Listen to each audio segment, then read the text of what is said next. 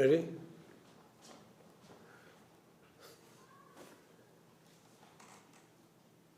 It's not that I'm doing it for the camera, it's just don't want to miss this, what I'm going to say. Is it ready?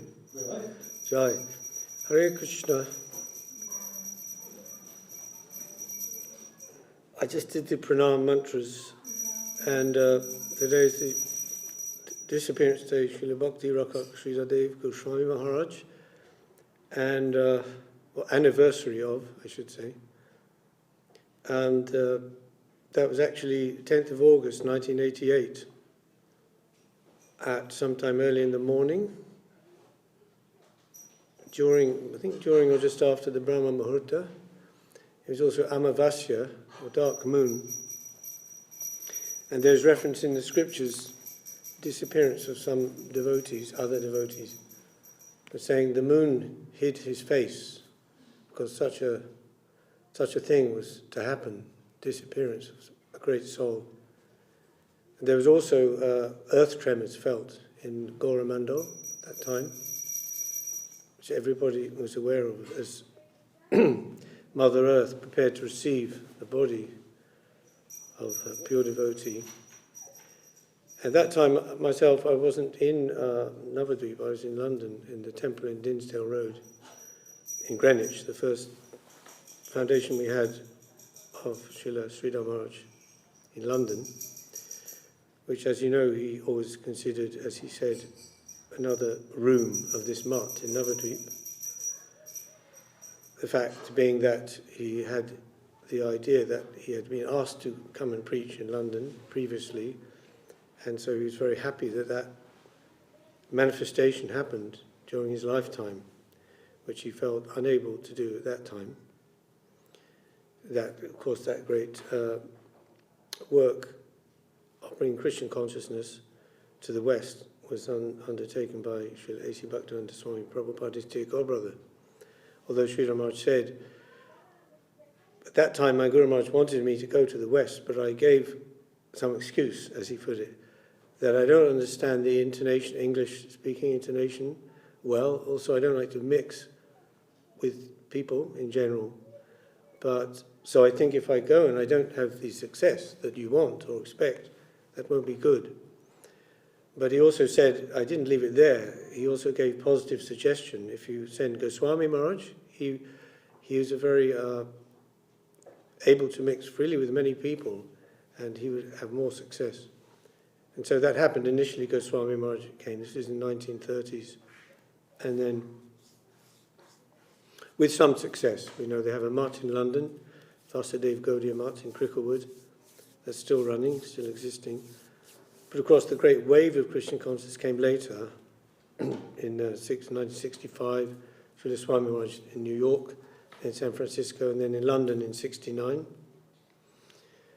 And but he also said later on, Guru Maharaj jokingly said that my Guru Maharaj didn't allow me to escape his order.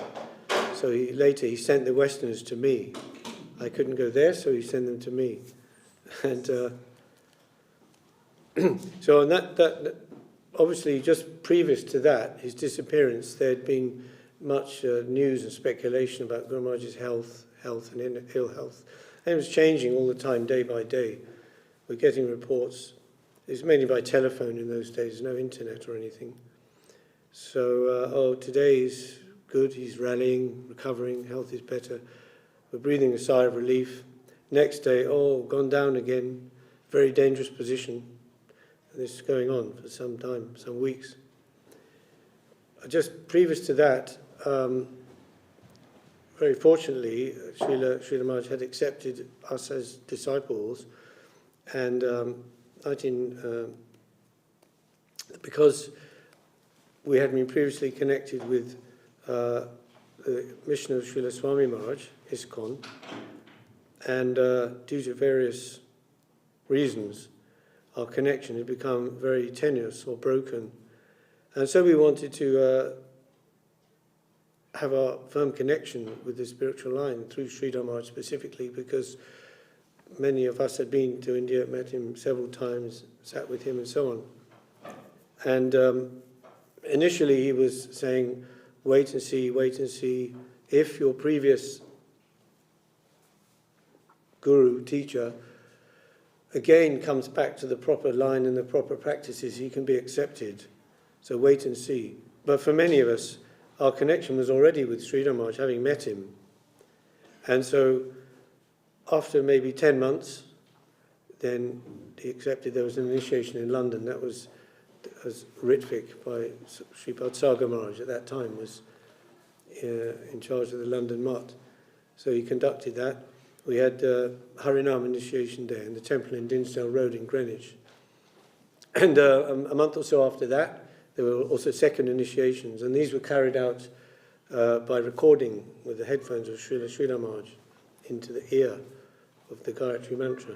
Yeah. So that core of devotees is still there, myself, Devashish Prabhu, Dhanidhi Prabhu, and some others. So then, finally, we were waiting for that day. We'd hear the news, the devastating news. That time I was staying with a friend, actually, on the Isle of Sheppey in a caravan. Vamsivadana Prabhu, yeah. And then, yes, I was driving to London, and a person, a friend, another devotee who lived in London called me and told me, this morning Guru Maharaj left, 5 something in the morning.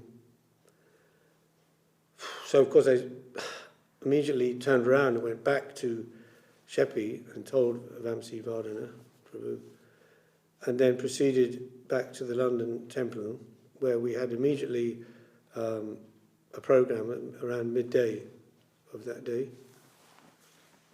Of course, 5 in the morning there, we were some time back, so that would have been the night before. So then we had it about midday on that day.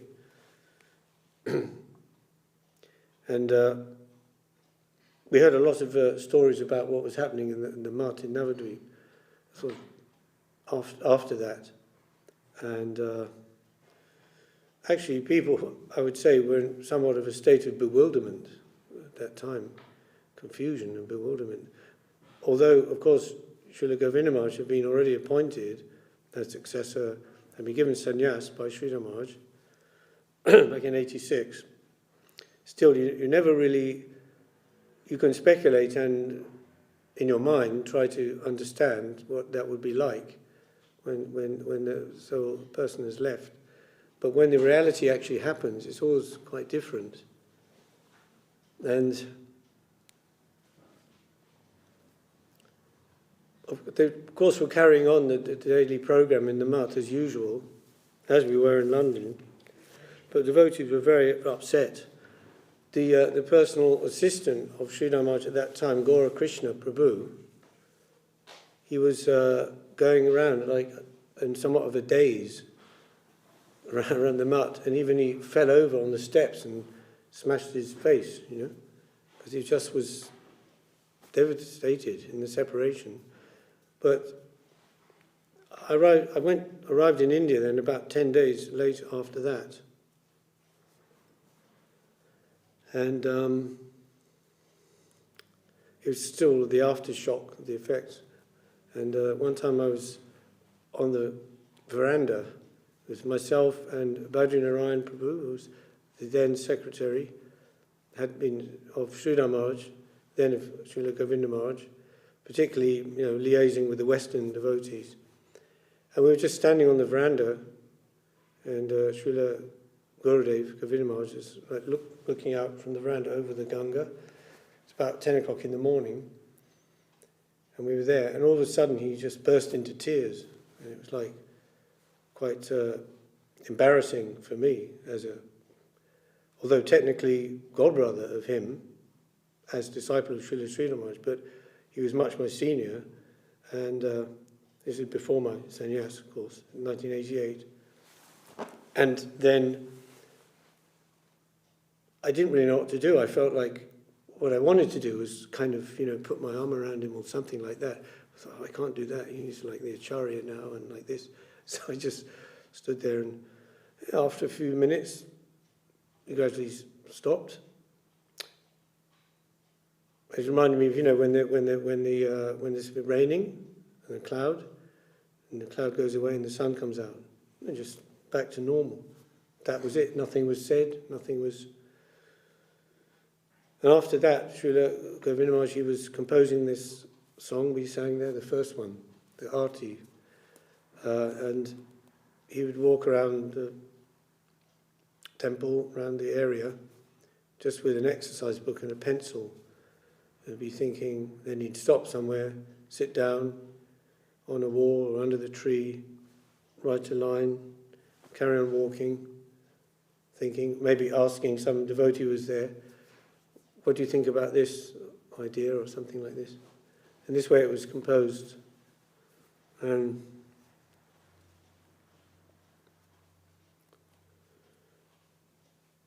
yeah, so in a sense, the disappearance of Srila Maharaj signalled the end of an era also. We would say the great stalwart devotees, disciples of Srila Bhakti Siddhanta Saraswati Thakur, obviously they descended or appeared with him to assist him in his mission. And there were many stalwarts, Sridhar Maharaj's godbrothers, and each of them had a unique role to play in the mission, which Srila Guru Maharaj talks about in different parts in his books and his talks. And different departments in the Gaudiya Math, publishing department, preaching department, etc., etc. And he said, later on, Sridhar Maharaj said, I feel like I'm a tree standing alone in a forest, and all the others have gone. And so he felt that weight of responsibility of carrying the line, the mission, the Rupanuga Dhara, very seriously, and then passing that on to Srila Govinda Maharaj. As you know, the history, everybody has heard how Srila Govinda Maharaj himself, took that very seriously, and he said, I know what is the weight and the authority of this chair. So he was reluctant, and on occasion, Sridhar Maharaj had said to him, I want you to take the chair now, even while he was living. And he was, pulling back. And as we know, finally, when Guru Maharaj was insisting, if you don't take it now, I will leave immediately. So he can leave or stay, actually, as his desire, like the great souls can do like that. Great souls are yogis in devotion, like Bhishma Dev, by his voluntary desire, Bhishma Dev waited till the sun was in a particular position, and things were auspicious, before he would leave, and also because he was going to give instructions on Dharma and about ruling the kingdom to Yudhisthira before he left. So for various reasons, they can decide to stay or to leave. But when he said that, then, of course, Srila Gurudev said, I'm your goat, like a sacrificial goat to Ma Kali. He said, you can cut my head or cut my tail as you like. So then he said that. He had also mentioned previously that Srila Govinda Maharaj had said on occasion, even from the late 1960s and early 1970s onwards, had mentioned, in the future, how should we make the arrangements for Srila Guru Maharaj's passing? Which, of course, is a very hard question to ask your Guru, But still, he wanted to know that, And then Sridhar Maharaj would say, sort of dismissively, I just do cremation, like that. And 2 or 3 times he mentioned. But on the final occasion, he said, you can do samadhi. And Srila Govinda Maharaj said, then when he said that, I could understand he is telling his body is completely spiritualized, perfected, deha. It's called Jivan Mukt position. And then, as you know, that was done. So they did the Samadhi Mandir, the Samadhi Mandir, which was originally they placed divine body bathed and dressed in the position with the salt, packing the salt around, and then filling the earth. I mean, I wasn't there for that. It must have been quite hard. Sridhar Maharaj himself said, talking about his own Guru's Samadhi, Bhakti Siddhanta Saraswati Thakur, he described that in detail when a devotee asked him about that, and he gave the history from the time, a few weeks before. But he said at the actual time, then the different devotees who were there, they had different responsibilities. Some were singing bhajans, some were organizing different things.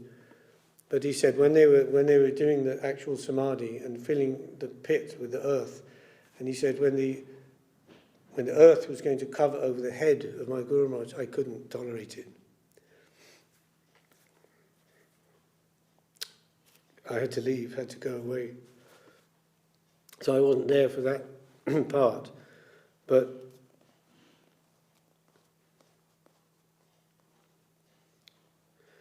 then, of course, they put the mound above, the earth, and the tulsi on top. And that stayed for some time, and then gradually, they built a wicker fence around to protect it from, I guess, dogs, animals, and everything else. And then in course of time, gradually the Samadhi Mandir was constructed, which again was a very unusual architectural style.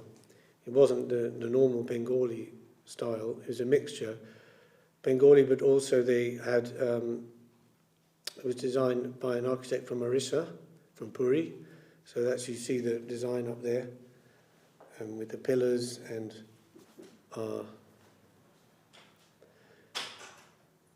it took some time also for the murti of Srila Sridhar Maharaj, because that was being prepared in,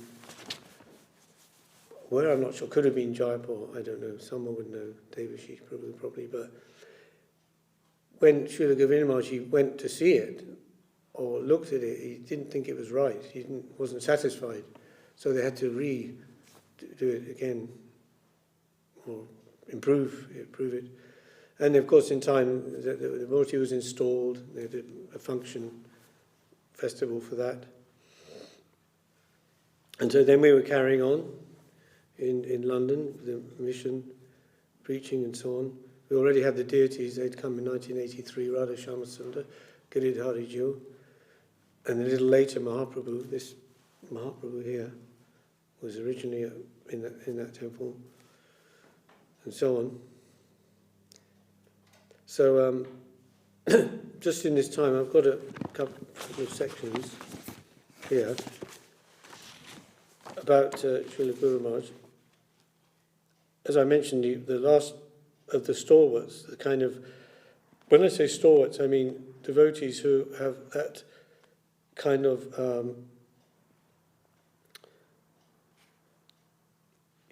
as connected with the generation of Bhaktivinoda Thakur and Bhakti Siddhanta Saraswati. Sridhar Maharaj was we know he's a deep thinker, of course, profound intelligence and common sense and very disinterested, detached nature were some of his qualities. He himself said, "It's my fault that I am too believing of people."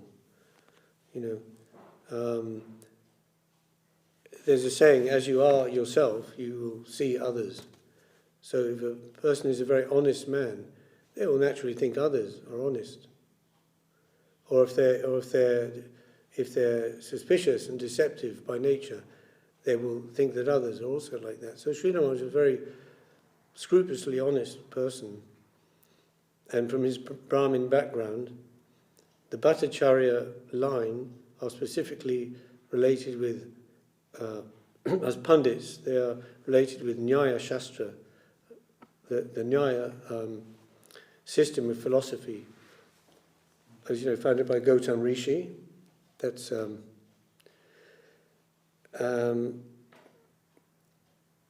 Nyaya means logic.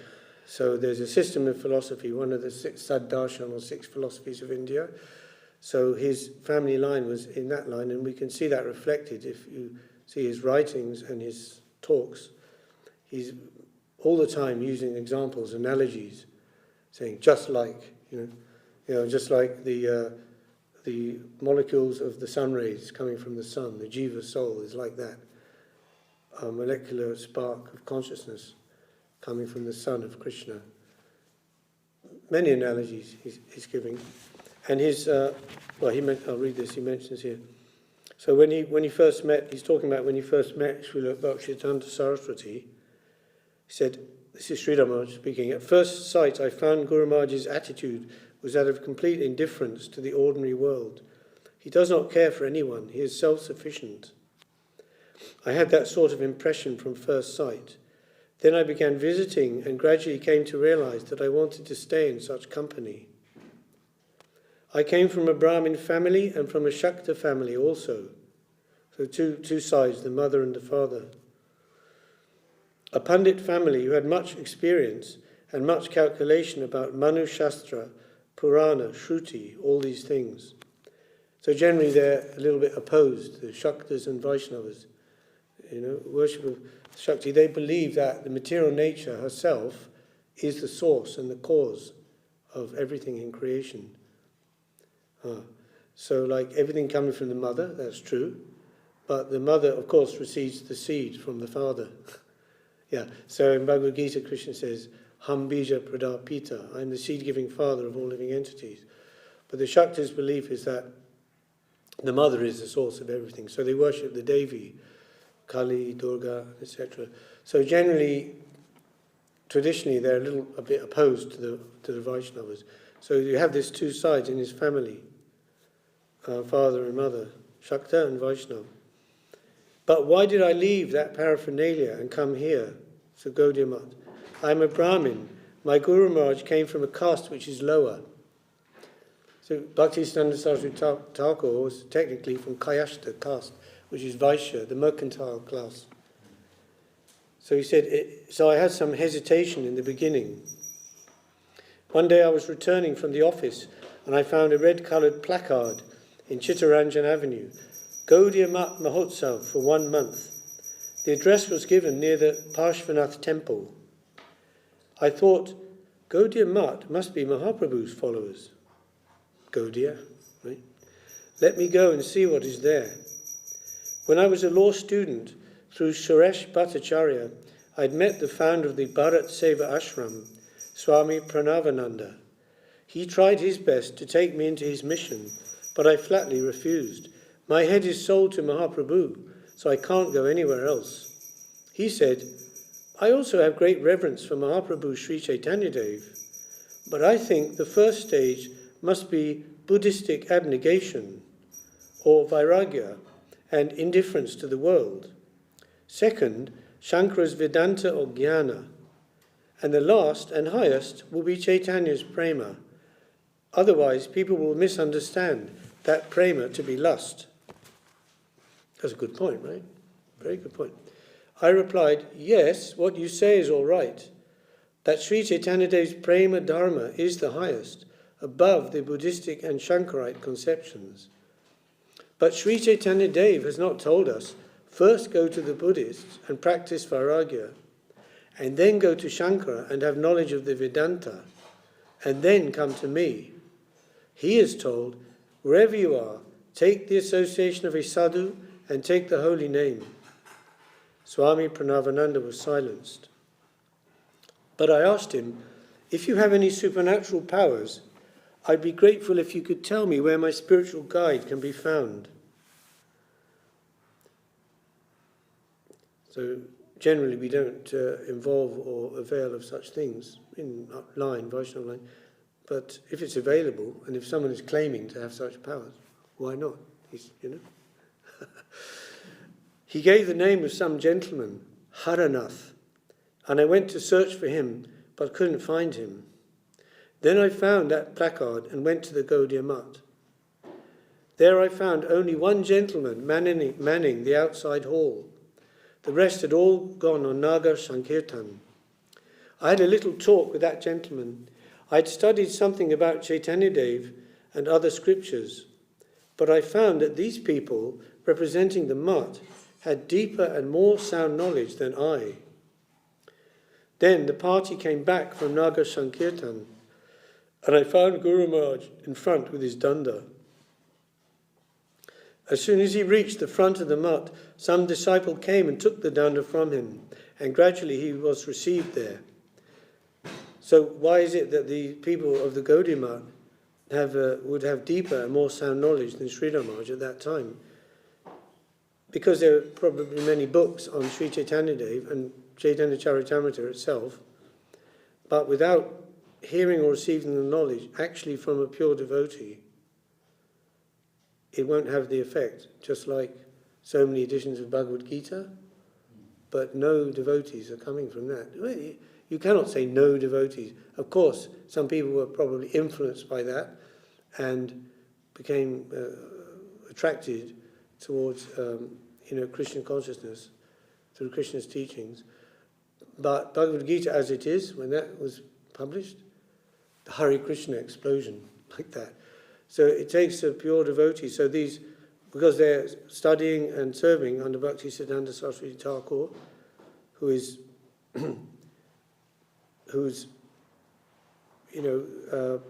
following the order of his father and guru and teacher, Bhakti Vinod Thakur, had come to preach. Bhakti Siddhanta's own idea previously hadn't been to preach or make a mission. He wanted to do Nirjan Bhajan. But Bhakti Vinod stopped that. He said, no, I want you to preach this message, widely, because that was Bhakti Vinod's ambition. And then, through different signs and indications, he understood he should do that. One of them was he was walking in the street, and a page of Chaitanya Charitamrita apparently blew in the wind, blew on his leg.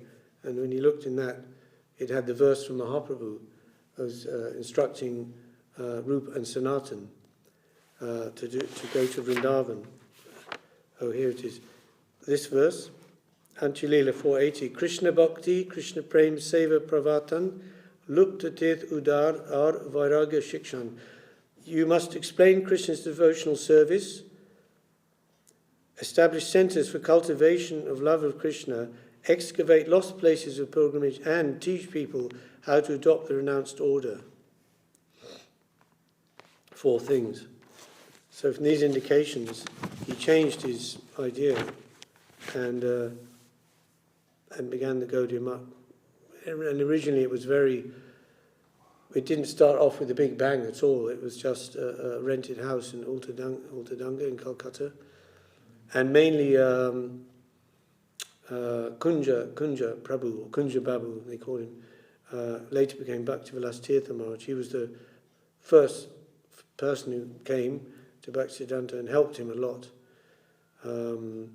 Because he was a grihastha and in working life, so he was able to make the bridge between the very high philosophical thought and theology of Bhaktisiddhanta and the people, the general people. And then gradually people came there, hearing the talks, and then brahmacharis and so on, and slowly it started. So, so then he says, in Calcutta I had some interaction. I was waiting after taking afternoon prasadam. Prabhupada was walking on the roof, and I was standing there with a greedy look towards that side. Greedy look means only one attendant was there. Prabhupada asked to the attendant, he has come here, perhaps he has something to say. Kichu Bhaktovya. He came and asked me, have you anything to say? No, I have nothing to say. He went to Prabhupada and reported, he said he has nothing to say. He has something to inquire? He again came and asked. I said, no inquiry. Again he went to Prabhupada and said, he has not come for inquiry. Then Prabhupada said to him, he has some purpose for which he's come here? Again he came and posed that question, some purpose you have? Yes, when I've come without any purpose, nothing can happen. Of course I have some purpose. What is that purpose? I told, I've come to get your grace, your prasadam, opnar prasanata. I've come for your grace. Prabhupada was satisfied, and touched by this, he asked me, "Who are you? Where is your home?" In this way there was some discussion, and he remarked, "You're fortunate. You've taken birth in Gaudamandal area." I said, "Yes, it is so." Then he offered a small pamphlet, Gaudiya Mat Ki Korena. What does the Gaudiya Mat do? I said, "I already have it." That devotee said, "No, when Prabhupada is giving it to you, it has a different value." All right. So I took it and touched it to my head and kept it. That connection was there. After that, I visited the Mat regularly and heard their talks. The following year, I was invited to the appearance observance of Mahaprabhu in Mayapur. At that time, my mother was inviting me to come and see her before she went to Hardwar for the Kumbh Mela. She might not live. Her health was not good. I thought that I want to take up the life on this side, so I must give preference here. So I avoided the request of my mother and went to the Gaudiya Mat instead. I attended the birth festival of Mahaprabhu at Yogapith. There I found Prabhupada delivering a lecture, and some judges, advocates, had come from Krishna Nagar. They were asking questions and Prabhupada was answering. And in another place, Bhakti Pradeep Tirtha Maharaj was speaking about the birth ceremony of Mahaprabhu. He actually, this B.P. Tirtha Maharaj, Bhakti Pradeep Tirtha Maharaj, he did a version of Bhagavad Gita, which I had at one time. Very nice. Bhagavad Gita. Bhakti Svarup Bhagavad Maharaj was collecting donations and writing receipts. There was kirtan in one place, with ardent appeal. Chaitanya Charitamrita verses were chanted there. It was a hive of activity. I felt a transcendental happy atmosphere here. All these things captured my mind, but I was still hesitating what to do. Then, when I was attending Prabhupada's lecture, suddenly his eyes came towards me. Prabhupada remarked, "Oh, this young man has come from such and such place. He should be given a little attention." Then many came to me. "Who are you? What is your object?" They gave some attention to me. The next day, after the Gaura Janmotsav ceremony was over, in the morning, Prabhupada was sitting in a canvas chair, and so many others were surrounding him. Some were giving dandavats and going away, taking their leave to go home. Then Prabhupada began saying, "Apnar amaki panchana koribena." You should not deceive me. Prabhupada announced. My ear was very acute, and I thought, where is the question of deception? He said, "You came to me with the understanding that you've come for the service of Krishna, and with that idea I also accepted you as my friends. Now you have attended this particular ceremony only as a fashion, and you're going away again, back into family life. I feel that I'm being cheated. If you say, 'I have some urgent business, I'm coming, I'm only finishing a little job,' no, there's nothing that should detain you there on your family duties. Even if anyone says that a fire is there, please allow me to extinguish the fire and I'll come back. No, that is also not necessary. What the fire will burn is not your own. Rather, your necessity is to get out of the charm of what the fire burns. All your internal engagement is with Krishna. The internal demand in your Atma, in your soul, all can be satisfied by Krishna, nowhere else. You may find there the wholesale engagement of yourself, and you should leave this mal-engagement as soon as possible." He was speaking very forcefully, and that captured my heart. Oh, such a degree to which the service of Krishna is so much imperative to us, that even the whole world is reduced to ashes. It is no harm to us. All our demands can only be fulfilled by Krishna. This is our relation with Krishna. Such an extreme statement of fact of the spiritual necessity. I won't hear this anywhere else, but I heard it there with such intense necessity for the service of Krishna. So then I had my determination that I shall come here for my whole life. I decided it on that day.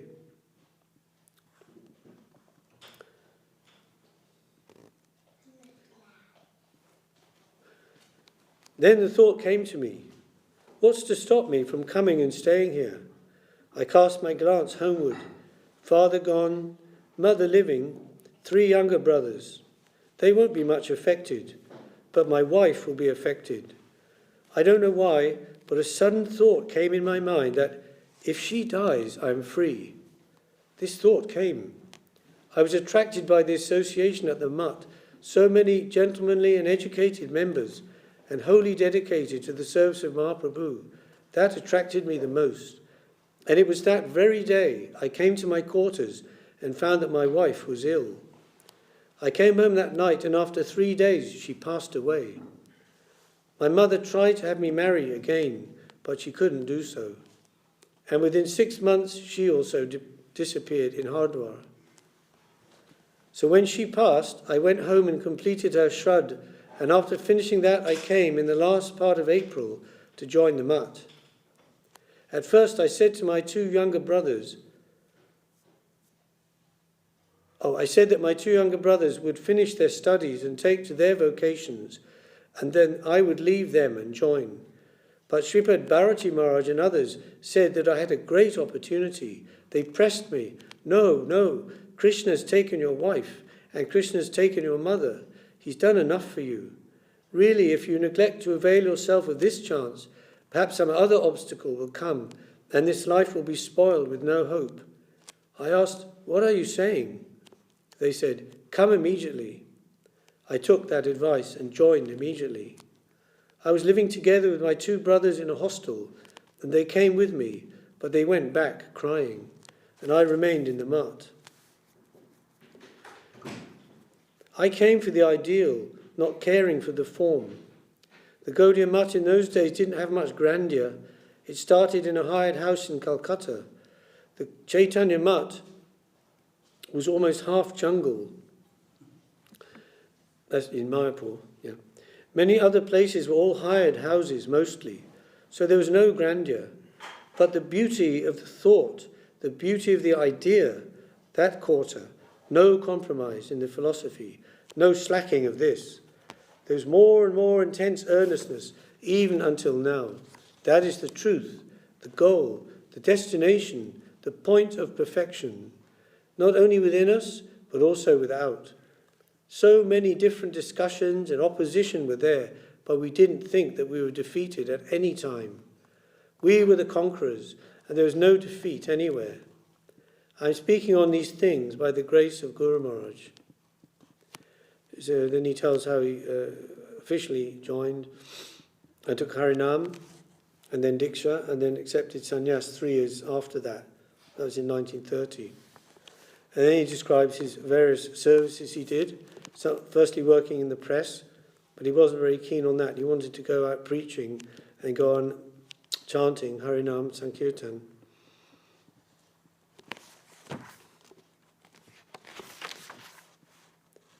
Then he mentions, when my sannyas name was given, Prabhupada was thinking of my name and he whispered, Sridhar, Sridhar. I heard it, Sridhar, Bhaktika Rakshaka. Dev-Goswami has given this title to Sridhar Swami, Bhaktika Rakshaka. That Ekar, Bhaktika Rakshaka, is 4 letters. Generally, Prabhupada would give Bhakti and then 3 letters, like Bhakti Vinoda. That was his inner inspiration. Bhakti Vinod, Bhakti Siddhanta, all 3 letters. So Bhaktika Rakshaka, many letters. Bhaktika Rakshaka, he pronounced it twice, 4 times like this, and then declared Bhakti Rakshak Sridhar, that name.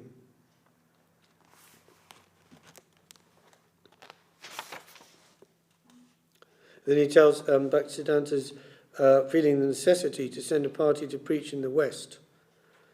And he actually talked with Rabindranath Tagore, the great poet, Bengali poet. He called him Ravi Tagore. He wrote a famous book called Hungry Stones. Have you seen it? It's poetry. He was a poet. He got the Nobel Prize for poetry, but he was also like very much a patriot and His poems are actually very nice. A lot of them are about Krishna, but they're not really Siddhantic. They're more sort of folk, in a kind of a folk story format. And so Rabindranath said to Bhaktisiddhanta that he thought Germany was the best prospect for preaching. The English are too proud because they have a king and we are their subjects. Therefore, they won't give much attention to our words. And America's been polluted by so many other Indian preachers of yoga and other things.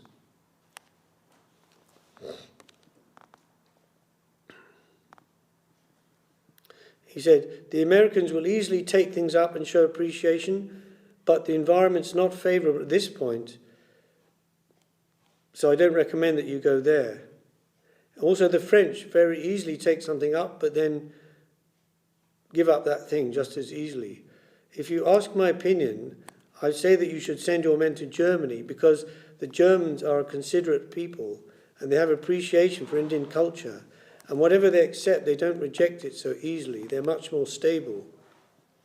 So then Saraswati Thakur, he sent Bon Maharaj to England with the party, and then from there they went to Germany. So at that time Guru Maharaj was in India, of course, and he was in charge of the Mutt in Madras,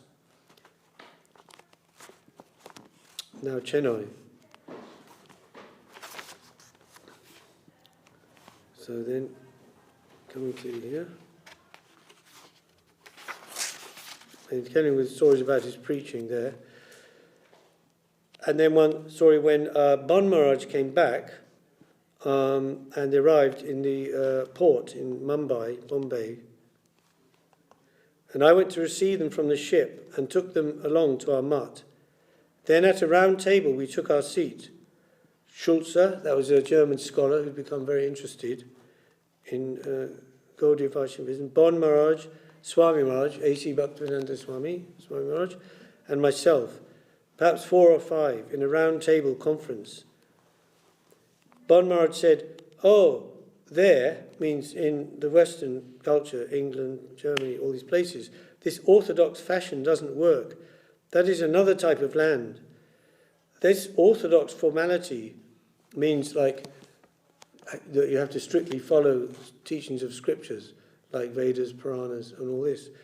That they think it is blind faith, and it cannot be pushed there. They have their own understanding, their own philosophy. They have so many questions which cannot be answered. But I was already a student of philosophy, so I knew both the philosophy of the atheist and of the theist. I had my strong position on the side of the theist, so I challenged, tell me what are their questions that cannot be answered. They might be atheists of the worst type, but I think I can reply to any of the questions of the atheist class.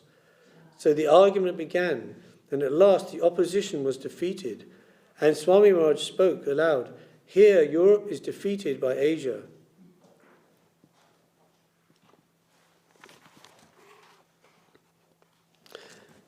And then he tells about how he said that he felt himself unfit to go preaching in the West himself. And then at that time, some of the sannyasis showed much reverence to me. What is this? That which so many persons are eager to take, you reject this chance? You neglect to take advantage of such a position that you will be a world preacher. You have no hankering for that? I told, I have no hankering for such position. My humble ambition is that I may be reckoned as a sincere devotee of Mahaprabhu, Sri Chaitanya Dev. I have no other ambition in my mind to become a world preacher and so on. This is my nature. I want truth, and I crave for the mercy of the Vaishnavas and you all, that I may not have any ambition, but to be the humblest, most humble servant of the Lord, and that I may not be misguided. Okay, and then lastly, then he's telling about the episode when he sang Sri Rupa Manjari-Pad at the disappearance of Srila Saraswati Thakur.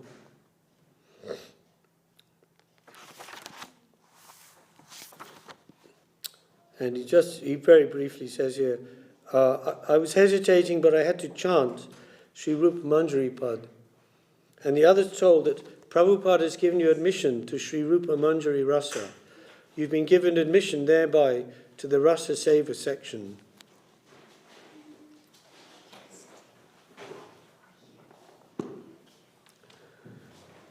And then he's telling about after the disappearance and the difficulties in the Gaudiya Math. And he said, I went to Vrindavan, leaving the association of the Math. I wouldn't fight.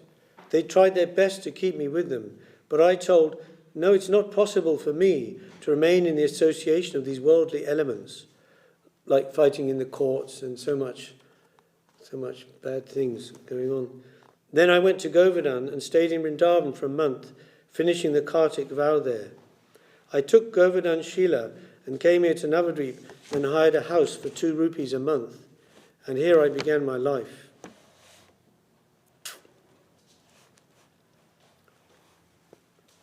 So that was in 1942 on Rath Yatra day. He first entered a small cottage in Navadvip with the Govardhan Shila. There he wrote the poem, the Srimat Chaitanya Saraswata Matavara Udgita Kirtir, and it's on the back of the Gita, Hidden Treasure. On the banks of the Ganges in Koladweep, Sri Chaitanya Saraswati Mat stands resplendent, etc.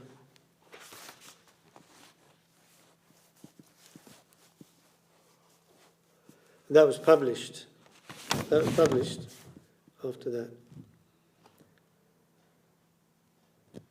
About the flag that's marveling in the whole world. Yes.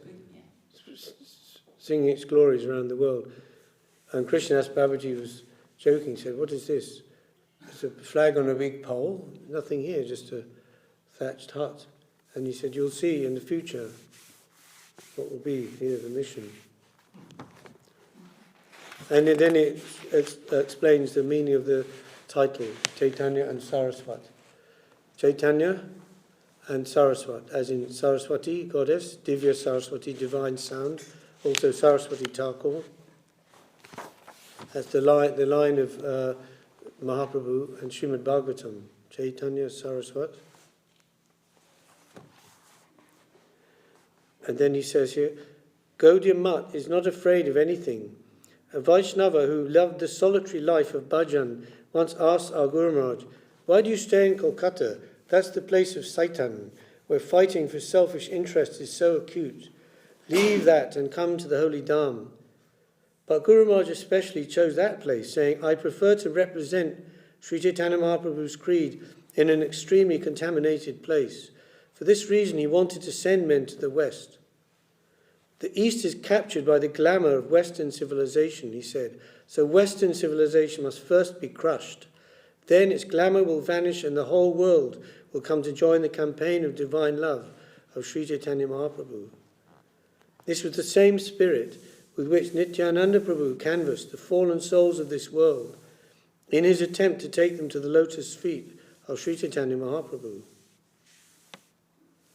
No recognition of the Jati Brahmanas, Jati Goswamis, these Babajis, all other missions, all foes, no friend. This is Gaudiya Math, single-handed.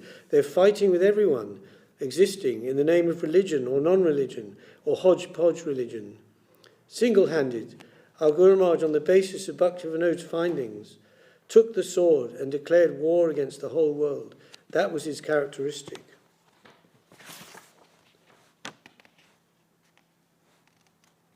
With so much force he came. Just as river comes from the hill very forcibly, the current is very fierce when it comes. So Prabhupada began such wholesome prachar, preaching. Let the enemies come with all their points of argument, and we shall dissolve all that. Say what you have to say. From the lowest atheist to the so-called theist, all come. Only Krishna is the highest. And his bhajan in divine love, that is the highest. We shall stand for that. We shall occupy it with that. That is the idea. So like that. So it's a lineage, and it's a vibration which has been imbibed, you can see there, by Srila Guru Maharaj from Srila Saraswati Thakur, because of that relationship, going back to Bhaktivinoda Thakur, and with his own, unique way of representation, and his own softness, and his own deep understanding of the scripture and the teachings. He was given the title Shastra Nipun because when he was working in the press with the Harmonist magazine, the editor there was working, and several times Guru Maharaj noticed some mistake, and he pointed it out. And actually the editor got quite irritated with him. He said, "Oh, you're a big man, what do I know?" He's telling him like that. and then Saraswati Thakur came to know that, so he gave the name Shastra Nipun. Yeah, Nipun means to dive into, like you dive deep in the ocean, go right down deep, deep, deep, and you get the pearl, which is at the bottom, which normally people wouldn't find. They would find other things on the corals here and there, some things, bits and things. But the real thing, the real most valuable thing is the pearl deep in the bottom. And you have to open the case, take out the pearl, and then come up, So to go deep in the Shastra and bring out the actual essential, most essential thing. Because the Shastra also works on different levels, It's not on one level. So there's a literal level, then there's a sort of metaphorical level, then there's how we as the reader, as the disciple, or as the learner, the student, what is the message of it for us in our stage, which is all different. And then is from the point of view of Krishna, from the super subjective side also, what is the meaning? So different meanings. So to give the deepest meaning, of course, will include all the others, isn't it? Naturally. So if you have a more shallow meaning, if you have £10, you only have £10. If you have £100, you have £50, £20, £10. It's all included. So like that. So to give things from the deep level will include the others. Yeah. So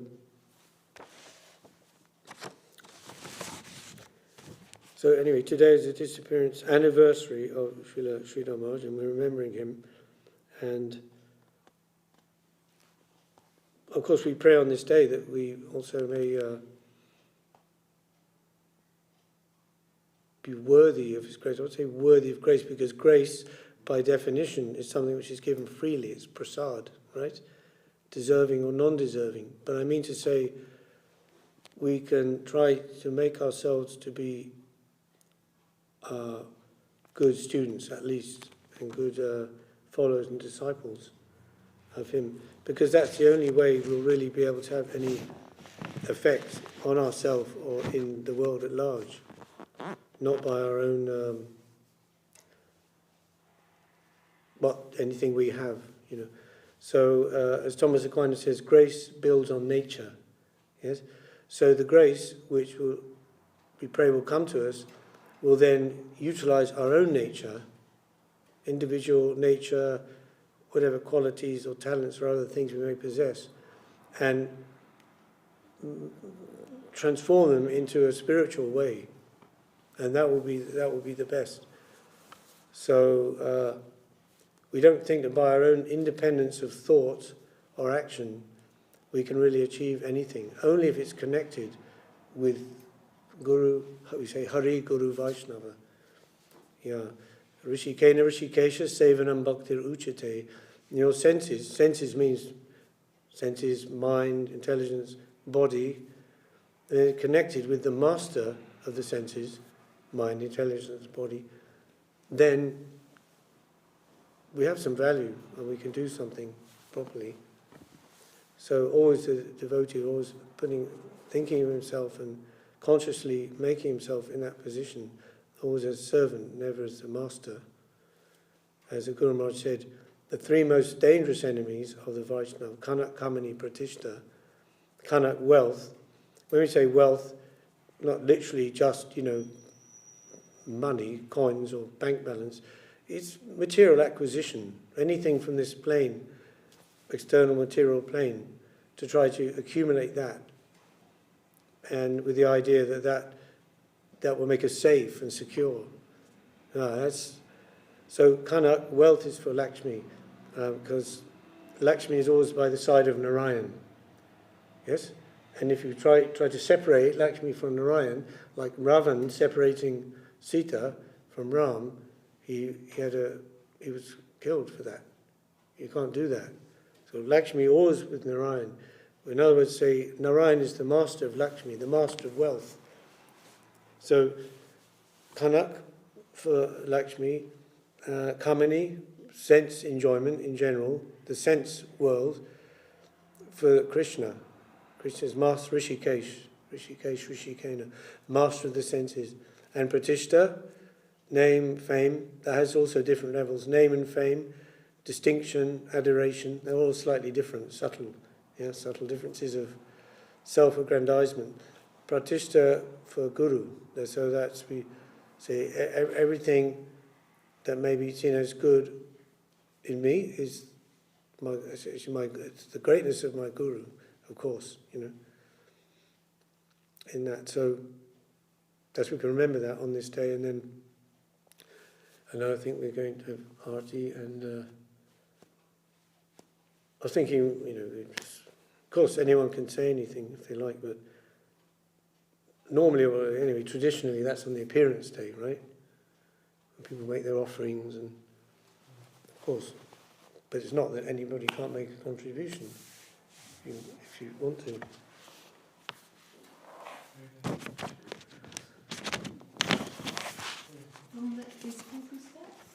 It's called Encounters with Divinity, The Path of Dedication, Volume 2. It's actually put together by Nishinga Maharaj, who's passed away recently. Yeah.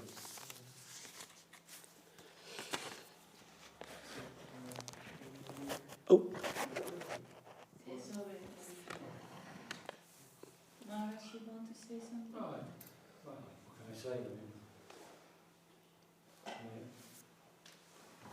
Good fortune to read the books of Srila Maharaj. That opened my eyes to another level of reality. It's part of my progression, and I've had the good fortune to be in his presence, like yourself, and Maharaj. He's profoundly influenced thinking of on the sadhana, devotion of so many people, not necessarily Bhakti Chaitanya says for the matter, but he has a profound influence on body of the Holy Line, very honoured and worshipped because I understand that his Saraswati, there is one of his poems that he composes sending all the Gaudiya monks. And I honour him greatly. When I was unfortunately just to demonstrate, show the effect of he's had on the whole of the Gaudiya line. I was in hospital in Andhra Pradesh, Visakhapatnam. There's a doctor there who was a member of the Gaudiya Math, and I was going to speak to him, and he asked me who it was, and I said, Shem. He said, it was Chaitanya, I said, well, yes. And I immediate, complete respect, like real reverence almost, and they were devotees, Vaishnavas, they would help anybody who was in difficult circumstances, and he arranged for prasadam to come from the mott for me every day, and that. But because I was particularly a devotee of Chaitanya Saraswati Math, extra help was given to me. Several devotees came from that mott, came to me, and unfortunately the residents and sannyasis were away. I might have received a visit from them. So I was quite astonished by this. So that only one small little thing shows the greatness of Srila Guru Maharaj and how the esteem in which he's held by sincere Vaishnavas. And it was quite humbling and quite, how can I say, quite emotional when this happened, but it happened by the grace of Guru Maharaj, not for anything to do with me. So that was quite remarkable. And of course, we know him through his books, those books that were produced in the 1980s by Srila Goswami Maharaj. Certainly uplifted me and cemented my understanding and desire and inspiration to continue my spiritual life. I thought this is really something, this is, whoa, beyond anything that I'd come across before. So that I'm eternally grateful. Now, how can I repay that service and that preaching that he has done? I can only try. Hopefully accept my feeble efforts and pray for his grace and try to make myself a receptacle for that grace. That's all we can do. Can't do more than that. Just try our best. I won't say any more than that. I think that's enough. Yeah.